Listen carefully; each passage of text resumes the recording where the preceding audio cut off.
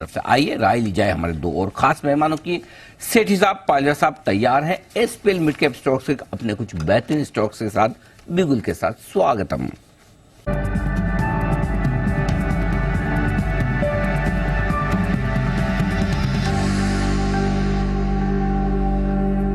पालजा साहब सुप्रभात, आप करें शुरुआत, बताएं sir long term pick. Good morning Anil ji, good morning everyone. So long term pick में जो स्टॉक हमें यहाँ पे पसंद आ रहा है वो है पूनावाला फिनकॉर्प। अगर ओवरऑल स्ट्रक्चर देखें तो स्टॉक एक अप ट्रेंड में, यहाँ पे सस्टेन्ड अप ट्रेंड में यहाँ पे देखने को मिल रहा है across all time frame. Near term setup के हिसाब से भी देखें तो स्टॉक में एक साइडवेज कंसोलिडेशन पिछले कुछ हफ्तों में देखने को मिला और वापस यहाँ पे एक अच्छा रिन्यूड बाइंग इंटरेस्ट वापस देखने को मिल रहा है। जिस तरीके से स्टॉक में series of higher top higher bottom formation है, हमें लगता है ये स्टॉक का लॉन्ग टर्म ट्रेंड इंटैक्ट है और यहाँ से एक फर्दर अपसाइड यहाँ पे कंटिन्यू होते हुए दिखेगी। तो लॉन्ग टर्म के टारगेट हम प्रोजेक्ट कर रहे हैं, इसमें आना चाहिए करीब 550 से लेके 570 तक के। स्टॉप लॉस होगा यहाँ पे, कोई भी डिप में ऐड किया जा सकता है। स्टॉप लॉस यहाँ पे जो रखना होगा वो करीब होगा 348 के आसपास। तो पूनावाला फिनकॉर्प बाय करने की सलाह है लॉन्ग टर्म पिक में। Okay, Poonawalla Fincorp long term के लिए करें खरीदारी, ये राय है आपके लिए पालजा साहब की। और ऐसी राय कई बार लगातार सेठी साहब की तरफ से भी आई है पूनावाला फिनकॉर्प पर, लेकिन आज सेठी साहब को लॉन्ग टर्म पिक के तौर पर कौन सा स्टॉक है पसंद, जान लेते हैं। सेठी साहब सुप्रभात, स्वागतम, बताएं सर। गुड मॉर्निंग अनिल जी। बिल्कुल, ये पूनावाला फिनकॉर्प कई बार रडार पे रहता है और कई बार मैंने रिकमेंड किया, बहुत निश्चित लेवल से एक अच्छी क्वालिटी का स्टॉक है। अनिल जी, जो आज का मेरा लॉन्ग टर्म स्टॉक है, स्टॉक का नाम है बोरोसिल रिन्यूएबल, जो अभी 496 के आसपास ट्रेड कर रहा है। ये एक भारत की लीडिंग सोलर ग्लास बनाने वाली कंपनी है, जो कि मेनली ये सोलर पैनल्स, फिर ग्रीन हाउसेज वगैरह में काम आते हैं। और जिस तरह से हमने देखा सरकार का फोकस है रिन्यूएबल एनर्जी के ऊपर और 500 गीगावाट तक की कैपेसिटी ले जाने की बातें कर रहे हैं 2030 तक, और जिसमें सोलर पावर का एक बड़ा पोर्शन रहेगा और मेकिंग इन इंडिया पे भी फोकस है। तो मुझे लगता है ये कंपनी बहुत ही अच्छा करेगी, एक जबरदस्त कंपनी है। और इनका यूरोप में भी अच्छा खासा एक्सपोजर है। इन्होंने जर्मनी में एक कंपनी एक्वायर करी और यूरोप में भी हम देख रहे हैं जिस तरह से गैस सप्लाईज डिसरप्ट हो गई थी रशिया से। तो अब सबका अपना फोकस है कि रिन्यूएबल एनर्जी पे फोकस करें, खुद के पावर पे फोकस करें। तो उस लिहाज से वहां पे भी कई सारी बड़ी कैपेसिटीज आ रही है सोलर पावर की, तो उसका एक बड़ा फायदा इनको होगा और इस एक्विजिशन के थ्रू एक उसको बूस्ट मिलेगा। बाकी फंडामेंटल्स बहुत ही अच्छे हैं और ये कंपनी अच्छे ऑपरेटिंग प्रॉफिट मार्जिन है क्लोज टू 34-35%, फिर इवन नेट प्रॉफिट मार्जिन है क्लोज टू 25%, अच्छे रिटर्न रेशियोज है, return on equity is close to 21%, एक छोटी डेट मतलब एक मैनेजेबल डेट इक्विटी लेवल्स है 0.20 का। तो ये कंपनी अच्छी लगती है, मुझे लगता है करंट लेवल्स पे बिल्कुल खरीदना चाहिए for a target of 600 over the next 9 to 12 months. Okay, 600 के टारगेट के लिए करें खरीदारी, ये है बोरोसिल रिन्यूएबल्स, यही है ना सर? हाँ बिल्कुल अनिल जी, बोरोसिल रिन्यूएबल्स बिल्कुल सही जवाब सेठी साहब की तरफ से। बोरोसिल में रिन्यूड खरीदारी की राय आज ही ये आपके लिए। आइए थोड़ी देर में हम लेंगे आपकी पोजिशनल पिक्स भी, लेकिन उससे पहले वक्त है न्यूज पर व्यूज सेगमेंट का। और इस बीच बाजार दीप दिन के हाईएस्ट पॉइंट पर आते हुए शुरुआती जो हल्की फुल्की गिरावट जो कर दीजिए, वो जो रोल ओवर्स जो फ्राइडे के अभी तक वाले पोजीशन जो इनको बेच के निकलना था वो बेच के निकले, वहाँ से 150 पॉइंट की रिकवरी निफ्टी बैंक में, लेकिन निफ्टी ज़्यादा बेहतर रिकवरी देता हुआ लगभग 70-75 पॉइंट की रिकवरी निफ्टी में आती हुई दिख रही। न्यूज़ पर व्यूज और मुलाकात करेंगे आप सबकी पसंदीदा और चहेती कंपनी राइट्स लिमिटेड से।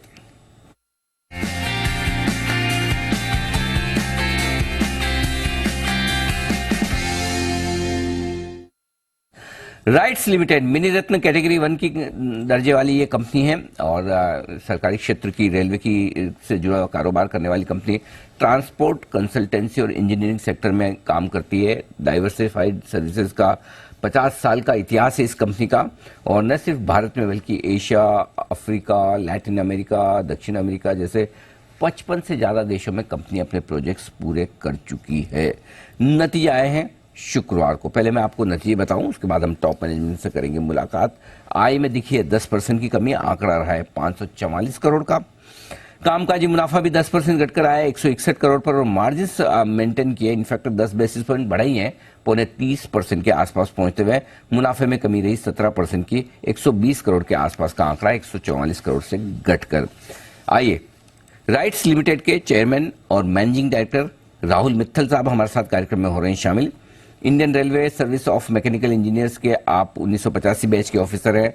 जमनालाल बजाज इंस्टीट्यूट मुंबई से आपने एमबीए फाइनेंस की डिग्री हासिल की हुई है और institution of mechanical engineers UK United kingdom के आप फेलो मेंबर हैं और भारतीय रेलवे में 28 साल से ज़्यादा लंबा गहरा आपका अनुभव है अलग अलग पदों पर काम करने का। मित्तल साहब बहुत बहुत स्वागत है, धन्यवाद सर हमें समय देने के लिए। तीनों ही फ्रंट पर आदर मुनाफा आय और मार्जिन नहीं, मुनाफा आय और कामकाजी मुनाफा तीनों थोड़े घटकर आए, क्या वजह रही सर इस तिमाही में इनमें कमी के पीछे सर? जी नमस्कार। देखिए Q1 की परफॉर्मेंस को ब्रेक डाउन करते हैं। हमारा जब ये फाइनेंशियल ईयर शुरू हो रहा था तो हमारी स्ट्रैटेजी थी दो जो हमारे मेन चैलेंजेस थे एफवाई के लिए उनके इम्पैक्ट को मिनिमाइज करना। एक था एक्सपोर्ट स्ट्रीम का रेवेन्यू और दूसरा था जो हमारा QA इंस्पेक्शन बिजनेस है उसमें जो चेंज डायनेमिक्स हो रहे हैं नए ऑर्डर के वजह से उसको मिनिमाइज करना। तो एक्सपोर्ट स्ट्रीम ऑफ रेवेन्यू में हमारा साल शुरू हुआ ऑर्डर बुक करीब केवल 100 करोड़ से और उसका इम्पैक्ट इस क्वार्टर में प्रॉफिट में करीब 16 करोड़ का हुआ। जो QA इंस्पेक्शन बिजनेस है उसका जो रेलवे का नया ऑर्डर था वो इस क्वार्टर में कट इन करने लगा और उसमें रेट्स जो अब है वो पुराने रेट से करीब 1/5 है और ये मेरे QA बिजनेस को करीब 60% ऑफ माय QA बिजनेस को इम्पैक्ट करता है। तो हमने अदर क्लाइंट्स को इस बार इस क्वार्टर में और बूस्टअप किया और हमने अपने कॉस्ट को भी रैशनलाइज किया QA स्ट्रीम में और इस स्ट्रीम का इम्पैक्ट करीब 10 करोड़ हमारे प्रॉफिट में हुआ। तो हमारी मेन स्ट्रैटेजी, हमारा फोकस था कि जो हमारा प्रोजेक्ट कंसल्टेंसी विंग है उसके जो हाई मार्जिन ऑर्डर्स हैं उसको और इफेक्टिवली एग्जीक्यूट कर पाए और इसीलिए हमारे प्रोजेक्ट कंसल्टेंसी विंग में डोमेस्टिक कंसल्टेंसी में ईयर ऑन ईयर करीब 10% ग्रोथ हुआ और हमारे कंसल्टेंसी मार्जिन्स को हम 44% पे मेंटेन कर पाए। इसके साथ साथ करीब 10 करोड़ का प्रॉफिट इंक्रीज हुआ हमारी जो सब्सिडियरी है RMCL और इन सब की वजह से हम इस इम्पैक्ट को मिनिमाइज कर पाए। करीब 19 करोड़ ड्रॉप हुआ एबिटा में while maintaining our EBITDA margins at 29.6% और हमारा PAT margins at 21%। ओके, ठीक बात है, तो ये खास कारण रहे। अच्छा सर अब बताएं इस तिमाही में कितने नए ऑर्डर्स हासिल हुए हैं राइट्स को और कुल मिलाकर ऑर्डर बुक कहां पर पहुंची और ये जो नए ऑर्डर्स आए वो क्या हाई मार्जिन या नॉर्मल मार्जिन वाले बिजनेस के हैं?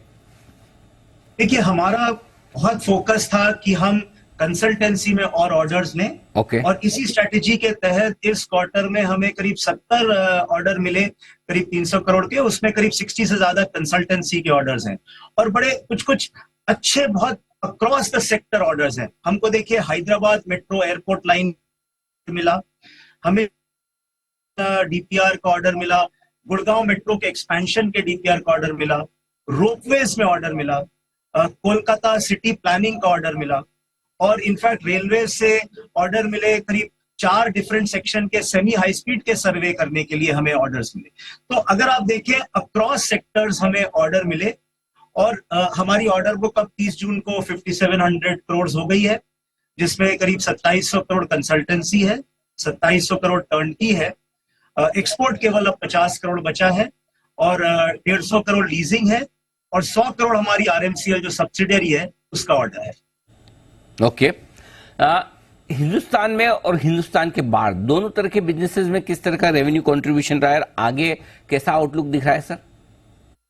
देखिए हमारी main strategy export order book को वापस लाने की है और जिस तरह से पॉजिटिव मूवमेंट पिछले महीने में दिखे हैं हमारी पूरी होपफुल है कि हम लोग की कमिंग मंथ्स में ये फाइनाइट ऑर्डर में कन्वर्ट हो जाए और यही हमारा एम रहेगा कि latter part of the FI आते आते ये जो एक डिप्रेस स्ट्रीम ऑफ रेवेन्यू है वो वापस पिकअप करे। जहां तक इंटरनेशनल कंसल्टेंसी है, इंटरनेशनल कंसल्टेंसी में हमें रेवेन्यू भी और ऑर्डर भी मिलते रहे। अभी मोस्ट रिसेंटली हमें एक बांग्लादेश में एक PMC का ऑर्डर मिला, गुआना में हम हाईवे का काम कर रहे हैं, मॉरिशस में मेट्रो का कर रहे हैं।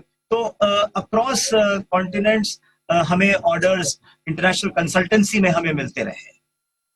तो इंटरनेशनली भी आप काफी कुछ काम कर रहे हैं सर। एक गाइडेंस आपसे मार्जिन्स पर भी लेना चाहता हूं। पिछले 2 सालों में 27 से 30% की रेंज में ब्रॉडली आपके मार्जिन्स रहे, इस वित्त वर्ष में क्या उम्मीद रखी जाए? देखिए दोनों जो मेरे स्ट्रीम ऑफ रेवेन्यू है एक्सपोर्ट और इंस्पेक्शन बिजनेस, ये दोनों अच्छे मार्जिन के स्ट्रीम ऑफ रेवेन्यू है जो मार्जिन को बहुत अच्छा बूस्टअप करते हैं। और जैसे मैंने बताया कि Q1 में इन दोनों का इम्पैक्ट हुआ और हम लोग का एफर्ट्स कमिंग क्वार्टर में रहेगा कि जितना लॉस्ट ग्राउंड है उसको रिकवर करने के लिए। सो इससे डेफिनेटली मार्जिन में स्ट्रेस रहेगा, परंतु जैसा हम लोग का फोकस है कि जो हमारे कंसल्टेंसी स्ट्रीम में हाई मार्जिन के ऑर्डर्स को एग्जीक्यूट करते रहे, जो हम कर पाए इस Q1 में, और इसीलिए हम मार्जिन को सेव कर पाए और एबिटा मार्जिन 29.6 पे सिक्योर कर पाए। तो हमारा एम रहेगा कि जितना हद तक उसको सिक्योर कर पाए कमिंग क्वार्टर्स में करते रहेंगे। ओके, ठीक बात है। सर, 1 से 3 साल के लिहाज से व्यू थोड़ा सा मैं आपसे जानना चाहता हूँ, जो इन्वेस्टर्स आपके स्टॉक को होल्ड कर रहे हैं और जिन्हें लगता है कि रेलवे सेक्टर्स में बहुत आगे ग्रोथ प्रोस्पेक्ट्स बड़े मजबूत हैं, जरा एक विजन दे 1 से 3 साल के दरमियान किस तरह की परफॉर्मेंस, किस तरह का विजन आप कंपनी के लिए लेकर चलते हैं?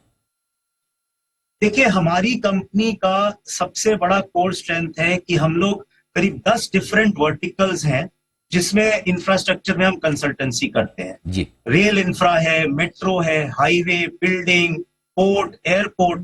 तो कंसिडरिंग कि इस साल आपने बजट में देखा अक्रॉस सेक्टर्स करीब 10 लाख करोड़ का कैपेक्स बजट एलोकेशन है, और जैसा ट्रेंड हमें ऑर्डर्स का Q1 में दिख रहा है जो मल्टी सेक्टोरल है, जैसे मैंने कुछ एग्जांपल्स आपको दिए, तो मुझे लगता है कि इस ट्रेंड को हम डेफिनेटली मेंटेन करेंगे ऑर्डर्स लेने के लिए। और हमारा कोर फोकस कंसल्टेंसी में रहेगा, हमारा नीश स्ट्रेंथ कंसल्टेंसी है। इनफैक्ट इस क्वार्टर में in line with our strategy कि कंसल्टेंसी रेवेन्यू मिनिमम 50% से ज्यादा होना चाहिए, कंसल्टेंसी रेवेन्यू 53% कंट्रीब्यूट कर रहा था, और out of that about consultancy में करीब 12% इंटरनेशनल कंसल्टेंसी का कंट्रीब्यूशन था। तो इन सब ट्रेंड को देखते हुए हम लोग कॉन्फिडेंट है कि हम अपनी स्ट्रेंथ को आगे कमिंग क्वार्टर्स और ईयर्स में बिल्डअप करेंगे। ओके, तो काफी कुछ आगे कंसल्टेंसी बिजनेस के बिल्डअप पर डिपेंड करेगा। राहुल मित्तल साहब, सर बहुत बहुत धन्यवाद आपका, आपने हमें समय दिया, नतीजों पर विस्तार से बातचीत की और साथ ही आगे का आउटलुक भी हमारे दर्शकों के साथ शेयर किया। Thank you so much sir. धन्यवाद। धन्यवाद। तो राहुल मित्तल साहब CMD राइट्स लिमिटेड के बताते हुए कंपनी के नतीजे के बारे में। स्टॉक आज देख सकते हैं आप, उनकी कमेंट्री के बाद मजबूती के साथ डे हाई पर ट्रेड करता हुआ दिख रहा है 3-3.5%, यानी कि इस बार के नतीजे कुछ विशेष कारणों से थोड़े से ढीले रहे, लेकिन आगे के लिए आउटलुक है काफी बेहतरीन। राइट्स लिमिटेड, एक बार जैन साहब से भी राय ली जाए, जैन साहब की रिकमेंडेशन लिस्ट में भी रहा हुआ ये शेयर, रडार पे भी रहा है, सेठी साहब के रडार पे भी रहा हुआ है। तो जैन साहब बताएं सर जरा राइट्स लिमिटेड पर अपनी राय। नहीं, बिल्कुल वन ऑफ माय फेवरेट्स और काफी सालों से रेकमेंड करते हुए आ रहे हैं। हालांकि बहुत अच्छा मूव भी दिया है, ऐसा नहीं कि नहीं दिया, और रेलवे स्टॉक्स में तो धूम मची हुई है। तो बिल्कुल राइट्स, और अभी सुन के और भी कॉन्फिडेंस आया। तो मुझे ऐसा लगता है कि बिल्कुल इस स्टॉक को जिन्होंने लिया हुआ हमारी राय पे, तो बिल्कुल होल्ड करें। जबरदस्त रिटर्न नंबर्स है, return on equity, return on capital, zero debt company, उसमें तो कोई बात ही नहीं है, और बहुत ही बढ़िया बिजनेस मॉडल है। इनफैक्ट मुझे जो सबसे बढ़िया बात लगती है कि ये कंसल्टेंसी वाला बिजनेस मॉडल है, जो कि रेलवेज में अगर आपको एक अच्छा खासा काम भी मिलता है, कंसल्टेंसी भी मिल रही है, और प्लस ओनली एक्सपोर्ट आर्म है ये इंडियन रेलवेज की। अलग अलग कंपनियां 5-6 लिस्टेड है, और भी बहुत सारी कंपनियां, बट ये गजब का काम कर रही है, और सिर्फ 11,000 करोड़ की कंपनी है। हमें अब ये देखना है कि इंडिया का पोटेंशियल कितना और उसके सामने कितनी छोटी मार्केट कैप में। अभी थोड़ी देर पहले मैं एनबीसीसी की बात कर रहा था, तो सिर्फ 8,000 करोड़ की कंपनी, ये सिर्फ 11-12,000 करोड़ की कंपनियां। तो ऐसे देखना पड़ेगा, कई बार वैल्यूएशंस को नहीं देखते हुए, क्योंकि पोटेंशियल और अपॉर्चुनिटीज भारत सरकार गजब का दे रही है इन सारे सेक्टर्स में। और रेलवे स्टॉक्स तो बढ़िया मोमेंटम में रहे ही हैं। आरबीएनएल का पिछले हफ्ते ओएफएस भी था, आज देखिए फिर से राइट्स एक्शन में डेज हाई पर ट्रेड कर रहा है, इंटरव्यू के बाद 3% ऊपर इस समय। आइए जय ठक्कर की तरफ से एक ट्रेडिंग कॉल है, बिगुल उनके लिए जय का जैकपॉट।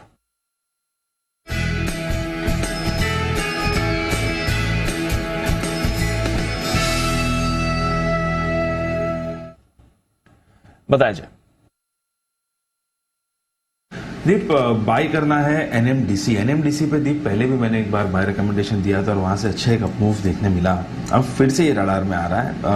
114.65-70 के रेंज में ये ट्रेड कर रहा है। 114 रुपये 65 पैसे 70 पैसे के रेंज में खरीदना है एनएमडीसी फ्यूचर्स को। एक डबल बॉटम पैटर्न सेम थी, डबल बॉटम पैटर्न में से ब्रेकआउट दिया था, जब पहले भी ब्रेकआउट दिया था। I think there was a consensus buy call as well. एक अच्छा मूव 111 रुपये से लेकर 115 रुपये तक देखने मिला भी था, फिर रीटेस्ट हुआ ये पैटर्न। अपने ब्रेकआउट लेवल को, रीटेस्ट होने के बाद अगर आप देखें तो फिर से एक ऊपर की तरफ का ब्रेकआउट आते हुए देखने मिल रहा है। एंड वॉल्यूम्स के साथ ब्रेकआउट हुआ था, फिर से वॉल्यूम्स देखने मिल रहे हैं, लॉन्ग बिल्डअप देखने मिल रहा है। एंड मोमेंटम इंडिकेटर्स जो डेली चार्ट्स पर एक पॉजिटिव क्रॉसओवर दे चुके थे, अब वीकली चार्ट्स पर कंफर्टेबली यहाँ पे एक बुलिश क्रॉसओवर देखने मिल रहा है। So I think NMDC can see the levels of almost 122, 125, 122, 125 ये दो टारगेट्स के लिए आपको खरीदना है यहाँ पे। एंड सपोर्ट जो इसका है अब नियर टर्म में, दैट इज एट 112.50, जो 112 रुपये 50 पैसे के स्टॉप लॉस के साथ इसको खरीदें। मेटल्स पर पूरा फोकस है, एनएमडीसी में करें खरीदारी। फ्यूचर्स के लेवल जाके बात कर रहे हैं। आइए एक बेगोल हिमांशु जी के लिए भी, हिटमैन हिमांशु।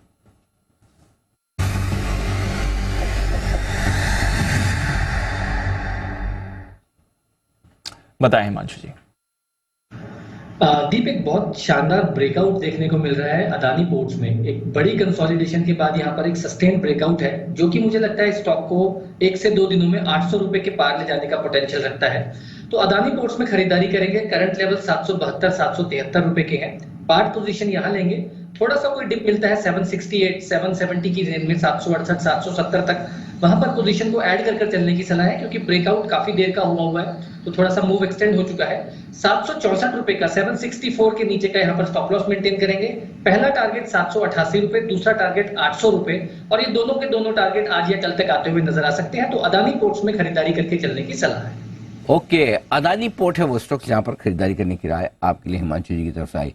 आइए बग्गा साहब भी हमारे साथ हैं तैयार, और बग्गा साहब से हमने अमेरिकी बाजारों का हाल तो जाना, लेकिन हाल हमें जानना है बग्गा साहब आपसे चाइना का आज, क्योंकि ऐसा सुनने में आ रहा है कि चाइना की तरफ से आज किसी पॉलिसी का ऐलान हो सकता है जिससे कि वहां पर कंजम्पशन को बढ़ावा मिले, थोड़ा लोग खर्चा वर्चा ज्यादा करें, इकोनॉमी को थोड़ा मतलब उठाने की कोशिश करें।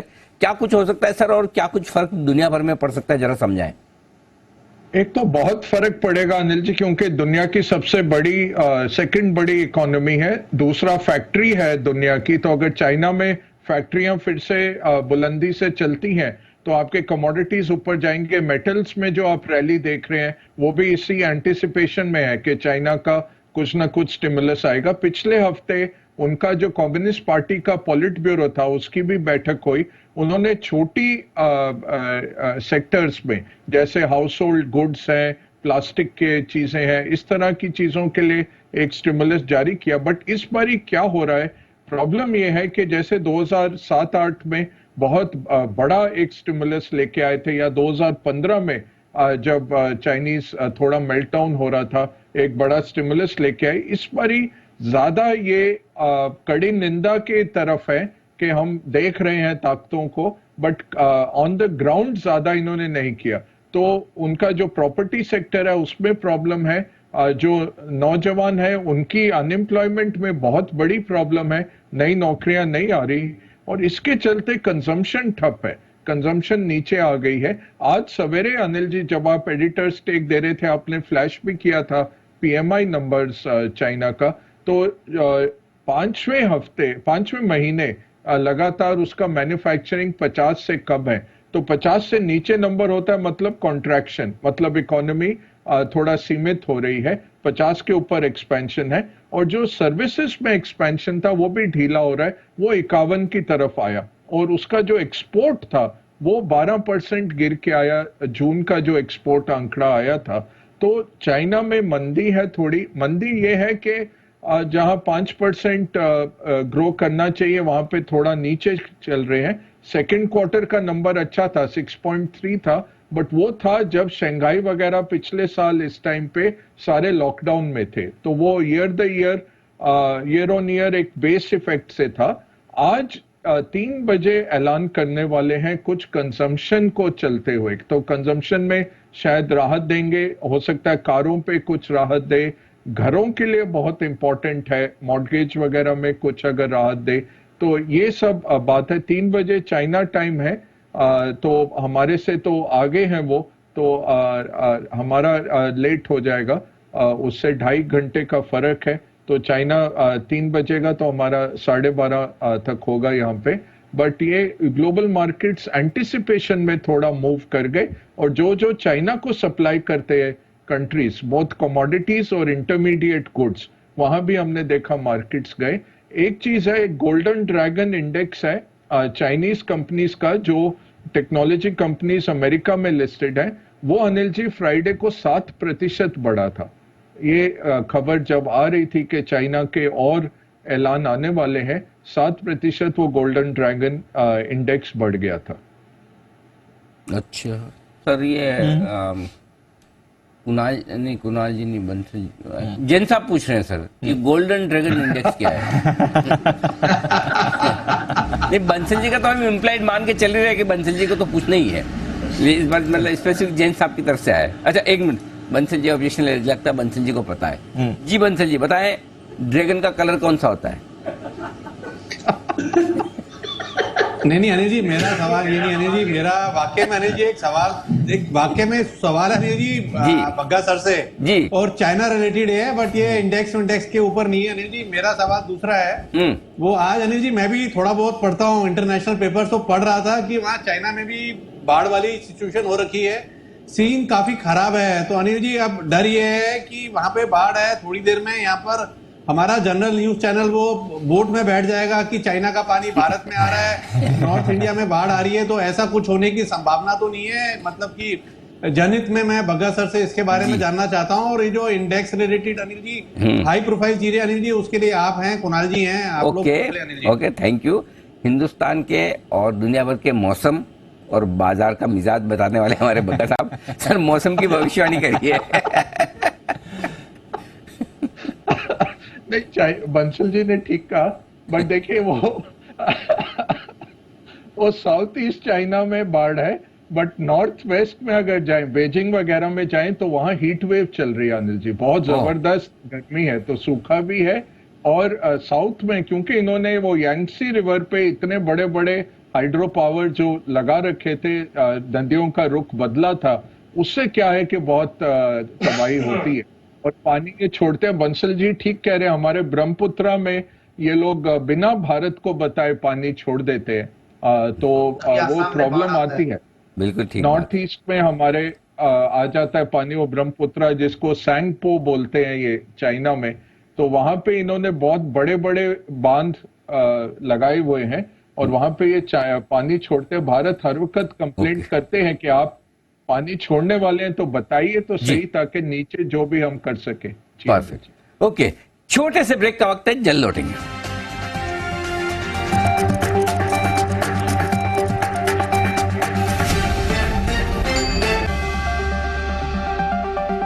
स्वागत है आप सबका 10 की कमाई में। और आइए, एसपीएल मिड कैप स्टॉक्स के दो खास मेहमान हमारे साथ है तैयार। पूनावाला फिनकॉर्प पसंद कर चुके हैं राजेश माल्या साहब, लॉन्ग टर्म पिक के तौर पर बताएं सर आपकी पोजिशनल पिक।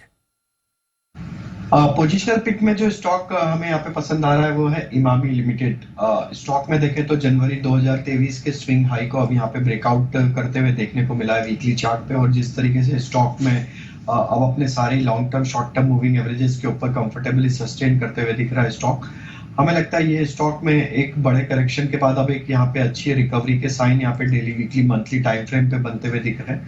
हमें लगता है इमामी लिमिटेड पोजिशनली यहाँ से अपसाइड में 560 से लेके 570 की तरफ बढ़ते हुए दिखेगा। करंट लेवल से एक छोटी मोटी डिप में ऐड किया जा सकता है, 415 रुपए के आसपास के स्टॉप लॉस रखने होंगे। इमामी लिमिटेड बाय करने की सलाह है पोजिशनल पिक में। इमामी लिमिटेड पोजिशनली खरीदें। और सेठी साहब आपको क्या पसंद है पोजिशनल पिक के तौर पर? बिल्कुल अनिल जी, जो मेरा स्टॉक है पोजीशनल पिक पे, अभी थोड़ी देर पहले ही मतलब थोड़े लेट हो गए, थोड़े स्पर्ट आ गया उस स्टॉक में, बट वही कंटिन्यू करूंगा। अनिल जी, स्टॉक का नाम है ग्राइंडवेल नॉर्टन, जो अभी 2295 के लेवल्स पे ट्रेड करता है। ये एक French multinational Saint Gobain group की कंपनी है, जो कि मेनली एब्रेसिव्स, फिर रिफ्रैक्टरीज, सेरेमिक्स, सिलिकॉन कार्बाइड ये सब बनाती है। इनका एक नया प्लांट भी शुरू हुआ है, तो उसका भी फायदा आने वाले क्वार्टर्स में मिलेगा। फिर जापान की एक कंपनी है शिंगावा रिफ्रैक्टरीज, उनके साथ भी इनका एक जेवी है, और एक अच्छी बहुत ही जबरदस्त क्वालिटी की कंपनी है। स्टील इंडस्ट्री पे डिपेंडेंट है, जो इंडस्ट्री भी अच्छा कर रही है। और फिर ये कंपनी कैटर करती है ऑटोमोटिव सेक्टर को, डिफेंस को, हेल्थ को, फूड को। मुझे लगता है ये स्टॉक बहुत अच्छा करेगा। बहुत ही सॉलिड फंडामेंटल्स है, एब्सोल्युटली डेट फ्री कंपनी है, अच्छे रिटर्न रेशियोज और अच्छी कैगर से कंपनी ग्रो कर रही है। तो इसमें खरीदारी करने की सलाह। 2375 का मेरा इसमें पोजीशनल टारगेट है, 2240 का स्टॉप लॉस। ओके, तो 2240 के स्टॉप लॉस के साथ ग्राइंडवेल नॉर्टन पर करनी है आपको खरीदारी। ये काउंटर आपको अच्छी मूव दिखा सकता है। आइए एक 10 की कमाई लेते हैं जय ठक्कर की तरफ से। जय बताएं कौन सा स्टॉक पसंद है आपको? बिल्कुल दीप, अगेन मुझे MMTC पसंद है। ये 36.25 इस पर ट्रेड कर रहा है, 36 रुपये 25 पैसे पर ये ट्रेड कर रहा है। इसको खरीदना है दीप। आफ्टर अ लॉन्ग टाइम मुझे ऐसा लग रहा है कि इसमें फाइनली एक अच्छा आपको मोमेंटम बिल्डअप देखने को मिल सकता है। लास्ट वीक अगर आप देखेंगे तो एक अच्छा वॉल्यूम के साथ इसमें एक अपमूव देखने मिला। अच्छा ब्रेकआउट आया तभी 35 रुपये के ऊपर सस्टेन किया है दीप। आज थोड़ा डिप हमें देखने मिला था इसमें, बट देन आई थिंक एक स्ट्रॉन्ग रिकवरी फिर से इसमें आई है। टारगेट्स ऊपर में जो निकल कर आ रहे हैं इसके, दैट इज़ 45। सो 45 के टारगेट्स के लिए खरीदे MMTC को, और स्टॉप लॉस लगाना होगा 32 रुपये 50 पैसे का। एक अच्छा राउंडिंग बॉटम पैटर्न फॉर्म हुआ है, उसमें से ब्रेकआउट है, फॉलिंग ट्रेंड लाइन का ब्रेकआउट है, वॉल्यूम्स देखने मिले लोअर लेवल्स पर दीप, एंड मोमेंटम जो है वो डेली वीकली दोनों ही चार्ट्स पर एक अच्छा बुलिश क्रॉसओवर देखने मिल रहा है। All these evidence, looking at these evidences, मुझे ऐसा लग रहा है कि रिस्क रिवॉर्ड अच्छा है और प्रोबेबिलिटी ऑफ अपसाइड भी अच्छी है। ओके, तो MMTC यहाँ पर 45 रुपए के टारगेट के साथ खरीदारी करने के लिए जय ठक्कर की आती हुई आपके लिए। आइए 10 की कमाई का स्टॉक कुणाल जी राकेश जी का भी है तैयार, बताएं सर। अनिल जी देखिए, 10 की कमाई में मैंने और राकेश जी ने आज चुना है टिन प्लेट को, और अनिल जी बहुत ही शानदार चार्ट स्ट्रक्चर है टिन प्लेट का। हम देख रहे हैं कि सारे मेटल स्टॉक्स में वापस से एक रिवाइवल होता हुआ दिख रहा है। टिन प्लेट ने बहुत अरसे से परफॉर्म नहीं किया, लेकिन जिस तरह का स्ट्रक्चर है हमें लगता है कि एक rounding bottom pattern long term charts पर इन प्लेस है और ब्रेकआउट आता हुआ चार्ट पर दिख रहा है। तो मौजूदा स्तरों के मान लीजिए कुछ करेक्शन आता है नीचे के लेवल्स पर, इसको अक्यूमुलेट करके चले। ओवर टू राकेश जी।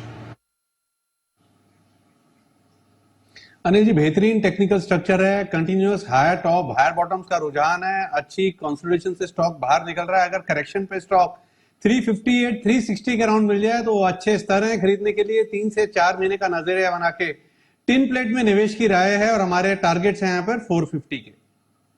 तो टिन प्लेट में खरीदारी करने की राय कुणाल जी राकेश जी की तरफ से आती है। आइए बग्गा साहब भी हमारे साथ हैं तैयार, और बग्गा साहब से हमें एक राय और लेनी है। बग्गा साहब, हमारा ब्लड प्रेशर बढ़ रहा है सर धीरे धीरे। अरे क्यों? हाँ, वो नीचे वाला जो 70 पे था ना, मेरा ब्लड प्रेशर 70-72 के आसपास चलता था नीचे का। जो हाई और लो बीपी दोनों होती है ना सर, वो रेंज वाली, वो 84 पे आ गया है सर। क्या आगे कैसे, मतलब क्या आपका क्या अनुमान, क्या आगे कैसा रहेगा? और मेरा ब्लड प्रेशर सर, लोअर वाला जो ब्लड प्रेशर है ना, वो क्रूड के कीमत के साथ चलता रहता है। क्रूड 70-72 आया तो मेरा भी वहां आ जाता है। ये 84 पहुंच गया क्रूड, तो अभी आगे का या तो मेरा ब्लड प्रेशर का एनालिसिस कर दीजिए या क्रूड का कर दीजिए। नहीं, आपका ब्लड प्रेशर ठीक रहे अनिल जी, यही हम सबकी कामना है। बट क्रूड प्रॉब्लम यही है कि रशिया ने काफी सप्लाईज कम किए हैं, और सऊदी ने तो ऑलरेडी कट किया था। तो लगभग दिन के 5 मिलियन बैरल कटौती है पूरी, अगर आप पिछले 2 साल के का अनुमान देखें। और इसमें अगर चाइना का स्टिमुलस आ गया तो फिर डिमांड बढ़ जाती है सप्लाई से। अभी नियरली बैलेंस्ड है। तो यही होता है कि चाइना के एंटिसिपेशन में पोजीशंस ली जा रही हैं। ओवरऑल ये महीना वैसे पॉजिटिव रहा है क्रूड के लिए, बट यहाँ से और बहुत ज्यादा बढ़ते तो नहीं दिखता है। ऐसा नहीं है कि चाइना एकदम से बहुत स्ट्रांगली आ जाएगा। ये स्टिमुलस इनका बहुत ऑन द कंजम्पशन साइड रहेगा, रादर इंफ्रास्ट्रक्चर या खपत की ओर नहीं होगा। तो मुझे लगता है कि यहाँ से और नहीं बढ़ना चाहिए। बट ये है कि स्टेट लेवल एक्टर्स काम कर रहे हैं, ये पोजीशंस भी लेते हैं बाजारों में, तो बहुत मुश्किल हो जाता है उस माहौल में। मैक्रो व्यू से देखें तो अभी सप्लाई ज्यादा है डिमांड से। अगर गिवन कि अगर चाइना ये 5% ग्रोथ पे ही रहता है तो देन वी आर ओके। अगर चाइना का स्टिमुलस बढ़ के आता है तो प्रॉब्लम हो सकती है। आज यूरोप का जीडीपी आंकड़ा आने वाला है, सबसे बड़ी इकोनॉमी जर्मनी, उसमें स्लो डाउन है, बट ओवरऑल पॉजिटिव आंकड़ा आएगा यूरोप का। तो मुझे नहीं लगता यहाँ से और ज्यादा बढ़ना चाहिए, बट जो स्पेक्युलेटिव प्रीमियम है वो बढ़ रहा है इसमें, और स्टेट लेवल एक्टर्स की भी पोजीशंस रहती हैं। उसके कारण ये बढ़ रहा है। बाकी डिमांड सप्लाई में इवन मार्केट है, उसमें कुछ ऐसा नहीं है कि इतना बड़े 72 जो 84 गया है वो तो नहीं है।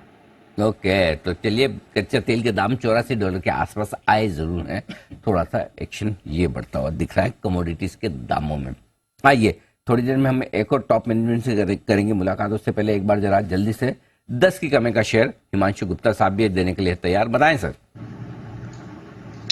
जी अनिल जी HEG ये मुझे लगता है कि एक कंसोलिडेशन से एक ब्रेकआउट दे रहा है। आज के सेशन में एक फ्लैग फॉर्मेशन का ब्रेकआउट आता हुआ नजर आया है, और वैसे भी जैसे स्टील के प्राइसेस में, स्टील के स्टॉक्स में तेजी है, ये स्टॉक्स अच्छा कर सकते हैं। मुझे लगता है आने वाले 1 से 2 महीने में 2000 और 2100 रुपए तक के टारगेट्स के लिए HEG में खरीदारी की जा सकती है। 1770 रुपए के करंट लेवल्स हैं, यहाँ पे खरीदारी करें। कोई 20-25 रुपए का और डिप मिलता है 1750 के आसपास, तो वहां पर पोजीशन को ऐड कर सकते हैं। क्लोजिंग बेसिस पर 1680 के स्टॉप लॉस के साथ 2000 और 2100 के 2 टारगेट्स के लिए HEG आज 10 की कमाई के लिए पोजिशनली खरीदारी करके चलने की सलाह है। ओके, HG ने रिकमेंड किया है HEG, ये पता चला आप लोगों को? हाँ, पता चला। वाह, तो क्या बात है, मतलब गुप्ता जी वाकई में चार्ट्स अच्छे थे या आपके नाम के हिसाब से मैच हो रहा था चलो कर देते हैं? नहीं, चार्ट्स अच्छे हैं, बहुत अच्छे चार्ट्स हैं। अच्छा, जो भी लेटर एच से शुरू उनके चार्ट्स ज्यादा पसंद आते हैं। हिमांशु गुप्ता जी ने पसंद किया है HEG, 2000 और 2100 के टारगेट के लिए खरीदारी करने की राय आपके लिए। आइए और बढ़ते आगे, और शॉर्ट टर्म पिक्स का भी वक्त है। राजेश पालिया साहब से भी जान लेते हैं उनकी पसंद की शॉर्ट टर्म पिक, बताएं सर। शॉर्ट टर्म पिक में जो स्टॉक पसंद आ रहा है वो है PSP प्रोजेक्ट। ये स्टॉक में देखें तो जिस तरीके से एक राउंडिंग बॉटम फॉर्मेशन बना के स्टॉक अब अपने जून के स्विंग हाई को वापस से पेनिट्रेट करते हुए दिख रहा है। हमें लगता है ये स्टॉक में एक अच्छा मोमेंटम यहाँ पे शॉर्ट टर्म में कंटिन्यू होते हुए दिखेगा। 880 से लेकर 920 तक की अपसाइड हम शॉर्ट टर्म में इसमें एक्सपेक्ट कर रहे हैं। स्टॉप लॉस जो रखना होगा वो करीब होगा 760 के आसपास। PSP प्रोजेक्ट्स बाय करने की सलाह है शॉर्ट टर्म पिक में। के तो ये है आपके लिए। आइए एक शॉर्ट टर्म पिक और जरा सेठी साहब से भी जान लीजिए। सेठी साहब बताएं सर, आपको क्या है पसंद? बिल्कुल अनिल जी, आज का जो मेरा शॉर्ट टर्म पिक है, स्टॉक का नाम है ला ओपाला, जो अभी 469 के लेवल्स पे ट्रेड करता है। पहले इसके शॉर्ट टर्म टारगेट है 490, स्टॉप लॉस है 460 का। भारत की एक लीडिंग टेबलवेयर बनाने वाली कंपनी है, बहुत ही पॉपुलर ब्रांड्स है ला ओपाला, दीवा और सोलिटेयर।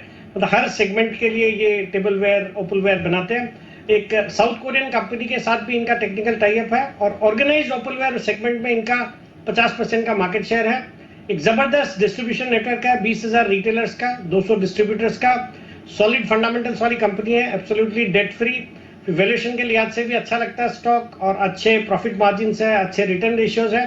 FIs भी अराउंड 19-20% स्टेक ओन करते हैं, जिसमें HDFC है, DSP है, मलाबार इंडिया फंड है। मुझे लगता है ये स्टॉक अच्छा करेगा, खरीदारी करने की सलाह है। 490 का टारगेट, 460 का स्टॉप लॉस। ओके, ये है आपके लिए ला ओपाला, इस पर करनी है खरीदारी। एक जैकपॉट कॉल जय की तरफ से।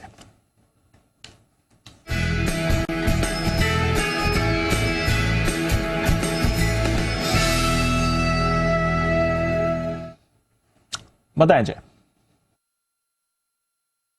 जी दीप खरीदना है इंडिया सीमेंट्स का फ्यूचर। ये ट्रेड कर रहा है 222 रुपये 10 पैसे पर। इसको खरीदना है दीप। एंड यहाँ पे मेरे जो टारगेट्स ऊपर में आ रहे हैं, दैट कम्स टू 230 एंड 236। 230 रुपये फर्स्ट टारगेट रहेगा, 236 का सेकेंड, एंड स्टॉप लॉस रहेगा आपका 217 रुपये 50 पैसे का। इंडिया सीमेंट्स में भी एक अच्छा ब्रेकआउट आते हुए देखने मिल रहा है दीप। एक अच्छा कंसोलिडेशन हुआ ये स्टॉक में 220 रुपये से लेकर 205 रुपये का। तो ये जो 15-16 रुपये की जो रेंज है, वो रेंज का ऊपर की तरफ ब्रेकआउट आया, और उसको अगर मैं सुपर इम्पोज करता हूँ ऊपर, तो 236 के टारगेट्स मेरे आते हैं, सेकेंड टारगेट्स। एंड इसका जो इंडिकेटर्स है मोमेंटम में, वो उसमें फिर से बुलिश क्रॉसओवर देखने मिल रहा है। So it's a price momentum breakout मैं कहूँगा इंडिया सीमेंट्स में। इंडिया सीमेंट ये है वो स्टॉक्स जहां पर खरीदारी करने की राय जय ठक्कर की तरफ से आती है। आइए बढ़ते आगे, और वक्त है न्यूज पर यूज सेगमेंट का। और आइए आपकी मुलाकात करवाते हैं IDFC फर्स्ट बैंक के टॉप मैनेजमेंट के साथ, जिनके नतीजे आए हैं वीकेंड पर और रहे हैं बेहद दमदार रिजल्ट्स।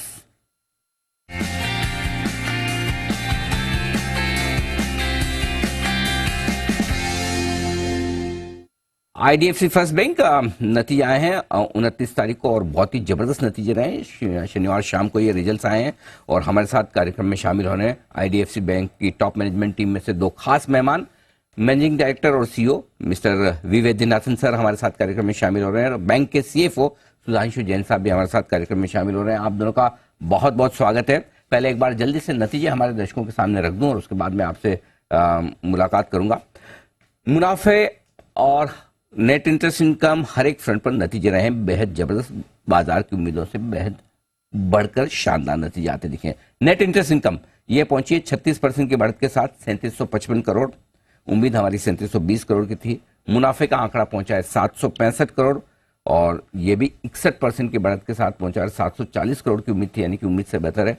एसेट क्वालिटी दोनों ही सुधर कर आती दिखी है तिमाही दर तिमाही, नेट और ग्रोस लेवल पर। और नेट इंटरेस्ट मार्जिन 6.33%, ये भी उम्मीद से बेहतर रहते हुए नजर आए। फी इनकम 49% के आसपास बढ़ी है और रिटर्न ऑन एसेट्स और रिटर्न ऑन इक्विटी दोनों ही मजबूती के साथ बढ़कर नजर आए, यानी कि हर एक पैरामीटर पर बैंक की तरफ से बेहद शानदार परफॉर्मेंस आती दिखी है। वैद्यनाथन सर, पहले तो आप दोनों को बहुत बहुत कॉन्ग्रेचुलेशन इस स्टेलर परफॉर्मेंस पर। शुरुआत आपसे करना चाहता हूं सर, बहुत ही जबरदस्त परफॉर्मेंस है हर एक पैरामीटर्स पर।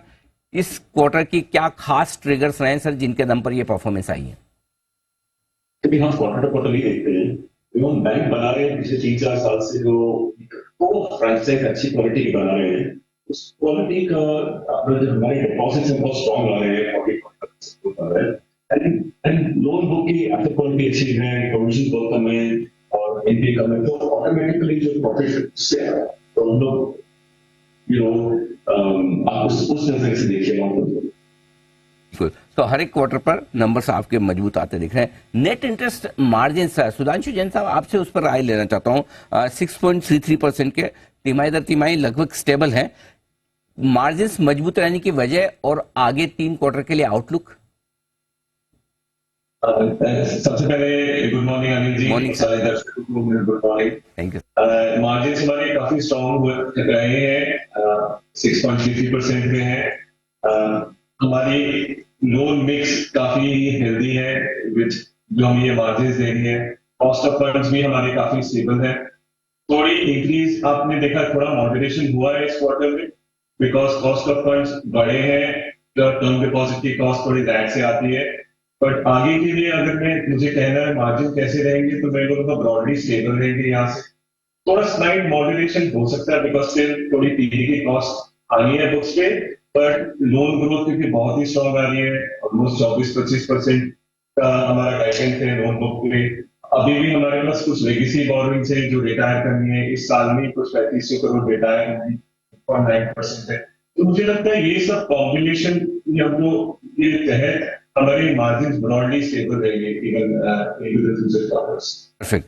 वैद्यनाथन सर, लोन ग्रोथ जो मजबूत दिख रही है कहां से ज्यादा आपको आती हुई दिख रही है? क्या सारे सेगमेंट्स, कॉर्पोरेट, रिटेल, कहां से आप ज्यादा मजबूत ग्रोथ देख रहे हैं? इनफैक्ट हम सारे सेगमेंट में स्ट्रॉन्ग ग्रोथ देख रहे हैं। अगर आप देखें तो हमारी रिटेल बुक जो है जिसमें मॉर्गेजेस हैं जो 24% से ऑफ द बुक है, उसमें भी काफी स्ट्रॉन्ग ग्रोथ है। होम लोन पर 30% बढ़े हैं YoY। आप अगर व्हील सेगमेंट देखें, लोगों की डिमांड उस पर काफी बढ़ रही है, हमारी भी ग्रोथ काफी अच्छी है, तो उसमें मार्केट शेयर भी हम गेन कर रहे हैं। आप देखेंगे कुछ हमारी बुक्स जो कि अभी थोड़ी स्मॉल है, तो बेस इफेक्ट भी है, जैसे कि कमर्शियल व्हीकल, अगर आप देखेंगे गोल्ड लोन, एजुकेशन लोन, सो काफी सारे सेगमेंट है जहाँ पे हमको ग्रोथ मिल रही है अच्छी। क्रेडिट कार्ड में भी हमने 1.7 मिलियन कार्ड्स इश्यू किए हैं, वो ऑलमोस्ट 70% बढ़ी है YoY। SME जो हमारा फोकस एरिया रहा है, वहां पे भी काफी स्ट्रॉन्ग ग्रोथ है। आप देखेंगे बिजनेस बैंकिंग सेगमेंट है जो एसेंशियली वर्किंग कैपिटल होता है, हम स्मॉल एंटरप्रेन्योर्स को देते हैं, वो ग्रोथ बुक भी काफी अच्छी ग्रो करी। तो मैं कहूँगा ऑल अक्रॉस हमें काफी अच्छी डिमांड दिख रही है। परफेक्ट। वैद्यनाथन सर, 2 नंबर्स पर आपसे राय लेना चाहता हूँ। एक है रिटर्न ऑन एसेट्स 1.25-26% पहुंचा है, ROE आपका 11.78% पहुंचा है। पिछले 7-8 क्वार्टर से मैं देख रहा हूं लगातार इसमें इंप्रूवमेंट आता हुआ दिखा है। क्या टारगेट्स आप लेकर चल रहे हैं, कहां तक पहुंचना चाहते हैं? ROE क्वार्टर बढ़ रहा है, आप देखेंगे even year on year. Sudhanshu ji माफ कीजिएगा, ये सवाल वैद्यनाथन सर के लिए था, मैं उनसे जानना चाहता था। सर बताएं। अच्छा, शायद ऑडियो इशू है। ओके ओके, क्या आप सुन पा रहे हैं वैद्यनाथन सर? अच्छा ठीक है, ओके, शायद ऑडियो इशू है। सुधांशु जी बताएं सर।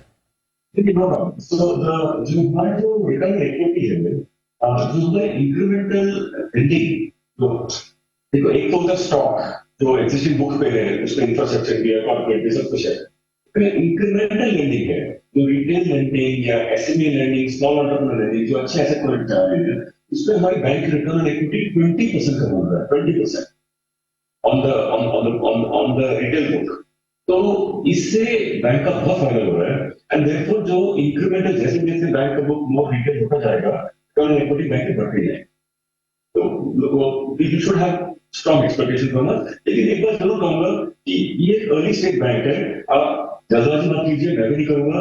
आप पेशेंस से धीरे धीरे मतलब लॉन्ग टर्म का गेम है ये, आप उसको जल्दबाजी मत कीजिए। सर लॉन्ग टर्म वाले में एक चीज, जी वैद्यनाथ सर आपने बात सही की। एक्चुअली क्या करें कि सेबी के नियम है, हर क्वार्टर रिजल्ट्स आते हैं, हर क्वार्टर आपसे बात करने का हमें मौका मिलता है। लेकिन एक चीज मैं आपसे जानना चाहता हूँ, मुझे याद है शायद 2 साल पहले की बात होगी, जब कई सारे विदेशी ब्रोकरेजेस आईडीएफसी के टारगेट 15, 17, 20, 22 रुपए दिया करते थे, राइट? और राइट ऑफ ही कर दिया, मतलब आईडीएफसी बैंक रहेगा कि नहीं रहेगा, उस तरह की बातें करते थे। वहां से आज आप इस परफॉर्मेंस में पहुंचे। आज भी मैं रिपोर्ट्स पढ़ रहा था सर नंबर्स किसी भी लिहाज से देखें, इससे बढ़िया नंबर कोई बैंक क्या देगा, लेकिन टारगेट सबके वही है जहां आपकी स्टॉक प्राइस है 85 रुपए के आसपास। क्या लग रहा है आपको, क्या ब्रोकरेजेस ये सारे लोग बहुत समय से पीछे चल रहे हैं आपके बैंक को लेकर? जो ब्रोकरेजेस होती हैं, आप जिन ब्रोकरेज की बात कर रहे हैं मॉर्गन स्टैनली की, वो पीछे ही चल रहे थे, वो मैथमेटिकली चल रहे थे कि आपका जो बैलेंस शीट है ये हुआ। लेकिन जो मैं तो समझूंगा हमारा काम है एक बहुत अच्छा बिजनेस बनाना। एक अच्छा बिजनेस क्या होता है, इसकी एक लॉन्ग टर्म रोड हो, रिटर्न इक्विटी अच्छी हो, प्राइसेस अच्छी हो, स्मेल अच्छा हो, ग्रोथ अच्छा हो, लोगों का गुडविल हो, लोग अच्छी बातें करें बैंक के बारे में, इन सब से फ्रेंचाइज बनता है, डिपॉजिट से। ये जब हम करते रहेंगे तो ऑटोमेटिकली शेयर प्राइस तो रिजल्ट है अपने पाएगा। आप ब्रोकरेज से देखिए, मॉर्गन स्टैनली का रिपोर्ट आप सही कहते हैं, 10 रुपए 20 रुपए का स्टॉक होते थे, अभी मॉर्गन स्टैनली ने अपडेट करके 80 कर दिया। आज मैंने रिसर्च रिपोर्ट पढ़ा आईसीआईसीआई का 90 डॉलर, सो मेरे रिपोर्ट इज तो स्टॉक प्राइस अपने आप देखेगा। ठीक बात है, बिल्कुल, और दिख भी रहा है। और पिछले 1 साल में जिस तरह की परफॉर्मेंस कंपनी की, बैंक की भी और स्टॉक की भी दोनों आई, वो गजब की है। जैन साहब आपसे सवाल पूछना चाहता हूँ एसेट क्वालिटी को लेकर। तिमाही दर तिमाही एसेट क्वालिटी इंप्रूव हुई है, क्या आप टारगेट लेके चल रहे हैं कि नेट एनपीए, ग्रॉस एनपीए किस लेवल पर आप कंफर्टेबल है? दूसरा, इस तिमाही में थोड़े से प्रोविजंस बढ़कर आए, परसेंटेज में ज्यादा दिख रहे हैं, वैसे 300 करोड़ से 550 करोड़ पहुंचे, इसकी कोई खास वजह सर? तो मैं पहले एसेट क्वालिटी में बोलता हूँ। एसेट क्वालिटी काफी स्ट्रांग है। अगर आप देखें तो हमारे एनपीए अभी 2.17% हो गए हैं, प्रीवियस क्वार्टर में 2.51% थे, नेट एनपीए अभी 0.7% है। इनफैक्ट अगर आप इसमें से इंफ्रास्ट्रक्चर बुक हटा के देखें, जो कि हमारी बुक कंटिन्यूसली नीचे आ रही है, तो हमारे ग्रॉस एनपीए 1.7% है और नेट एनपीए गिर के 0.44% हो जाता है। एसेट क्वालिटी काफी स्टेबल है। ऐसे में जो कि प्री एनपीए स्टेज है, अगर आप वो देखें तो हमारे ऐसे के नंबर्स भी काफी स्ट्रांग है। इनफैक्ट जो कि ये इंडिकेट करते हैं कि एसेट क्वालिटी और बेटर हो रही है। लाइक ऐसे में 1 and 2 जो कहते हैं आपकी ओवरड्यू बिटवीन 30 to 90 डेज, वो सिर्फ 0.85% है। वो मैं कहूंगा जस्ट कॉन्टेक्स्ट के लिए कि मार्च 22 में वो 1.7% थे, ऑलमोस्ट हाफ हो गए वहां से। क्रेडिट कॉस्ट के लिए अगर मैं बोलना चाहूँ तो अगर आप देखिए credit cost to average funded assets इस क्वार्टर में 1.16% है, प्रीवियस क्वार्टर में ये 1.26% थे। हम मार्केट को गाइड कर रहे हैं कि 1.5% के अंदर रहेंगे क्रेडिट कॉस्ट, और मुझे लगता है हम ब्रॉडली ये ट्रैजेक्टरी मेंटेन कर पाएंगे। क्रेडिट कॉस्ट काफी स्टेबल उम्मीद कर सकते हैं हमारे बट वैसे नहीं फॉर योर व्यूअर्स बताता हूँ कि हमारे बैंक की एसेट क्वालिटी बहुत अच्छी है। जी वैद्यनाथन सर, एक सवाल आपके आईडीएफसी और आईडीएफसी फर्स्ट बैंक के मर्जर पर लेना चाहता हूं कि कहां तक बात पहुंची है, क्या डेवलपमेंट और हो रहे हैं सर, स्टेटस? अभी वो टाइम लगेगा बिकॉज अभी तो रेगुलेटरी कमीशन एनसीईआरटी कम है, बट हमारा जो फीडबैक है from share holders is that is overwhelmingly positive and nobody should have any concern और डाउट। नहीं बिल्कुल बिल्कुल, वो तो it's a matter of time and frankly जी it's a very very big moment for the bank. एक बार merge होकर एक बैंक बन गया, जैसे HDFC bank, ICICI bank, independent bank बन जाएगा, वो प्रमोटर से रास्ते खुलता है। बिल्कुल ठीक बात है सर। आई विश कि जल्दी से जल्दी इसकी जो प्रोसेस है वो पूरी हो रहा। ये जो क्वार्टर आपके लिए बहुत ही शानदार रहा है, बेहतरीन परफॉर्मेंस है। एक बार फिर से आपको कॉम्प्लीमेंट्स, कॉन्ग्रेचुलेशंस, और उम्मीद करते हैं आगे आने वाली तिमाहियों में भी बैंक की यही दमदार परफॉर्मेंस आपकी और आगे बढ़े। वैद्यनाथन सर, सुधांशु जैन साहब, आप दोनों का बहुत बहुत धन्यवाद। Thank you so much sir. Thank you. Thank you. आइए बढ़ते आगे, और बाजार इस वक्त मजबूती के साथ ट्रेड करता हुआ दिख रहा है। जल्दी से, समय कम है, लेकिन बग्गा साहब हमारे साथ है, तो बग्गा साहब से वचन ले लें। हाँ बग्गा साहब, बहुत महीने हो गए सर, वो एबी ऑफ ग्लोबल मार्केट्स नहीं हुआ सर।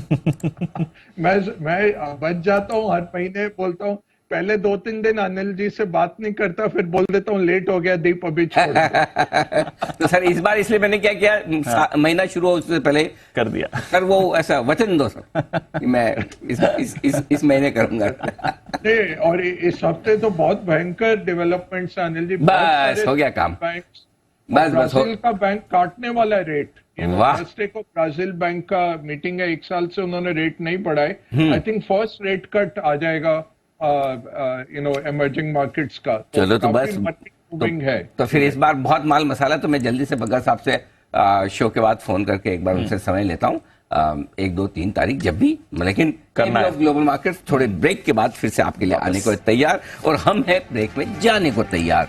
इससे पहले विदा लेंगे कुणाल जी, राकेश जी, जैन साहब और हिमांशु जी से। चारों के चेहरे पे शो खत्म होने की खुशी आप देख सकते हैं कि 3 घंटे से हाँ हम बैठे हैं, और जय ठक्कर तो मतलब जाऊं उसमें है, मतलब एकदम ज्यादा देर लगे तो माइक खोल कर निकल पड़ेंगे।